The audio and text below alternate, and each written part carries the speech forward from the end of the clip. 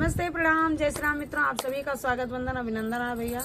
एक बहुत प्यारा सा लाइए बेटी विवाह गीत, नहीं बेटा विवाह गीत है और गीत बहुत प्यारा है। आप सब वीडियो को देखिएगा जरूर, फुल वॉच करके लाइक शेयर सब्सक्राइब जरूर कीजिएगा और लाइक जरूर कर दे जाए भाई। जितना जने वीडियो का देखा था लाइक ना करते हैं तो लाइक जरूर कर दिया करें। चले गीत का सुने, बहुत प्यारा गीत है।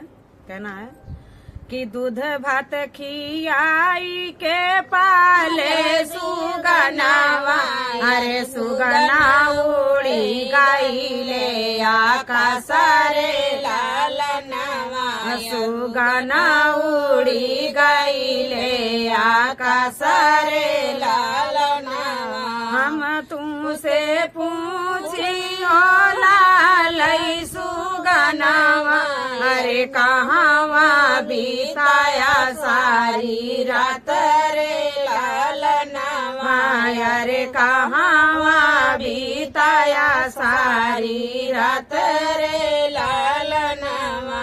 दिनवा बीताए माई बाबा के बागियावा, अरे रतिया बीताए सासुरार रे लालनावा, अरे रतिया बीताए सासुरार रे लालनावा।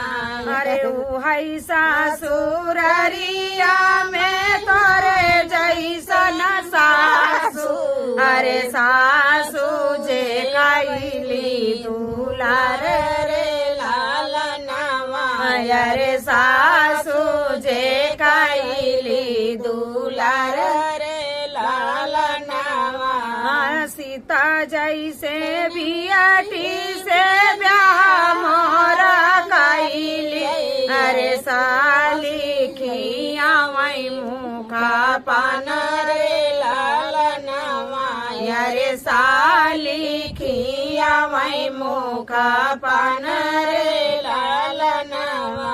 सरहाजा प्यारी हमारा बड़ा कैली, अरे मोरे मुखा बेलिया डोलावई रे लालनावा, अरे मोरे मुखा बेनिया डोलावई रे लालनावा। यतनी बचन सुनी माई कावन दे, माई के मनवा उदास रे लालनावा, अरे माई के मनवा उदास रे लालनावा। नाऊ माहिना बेटा को किया मैं पाले, अरे दसाए माँ जाना माँ तो हर रे लालनावा, अरे दसाए माँ जाना माँ तो हर रे लालनावा। अरे 10 पाली पोसी बियाटा हो कैली सयनावा, अरे कबाहू ना कैला बागान रे लालनावा, अरे कबाहू ना कैला बागान रे लालनावा।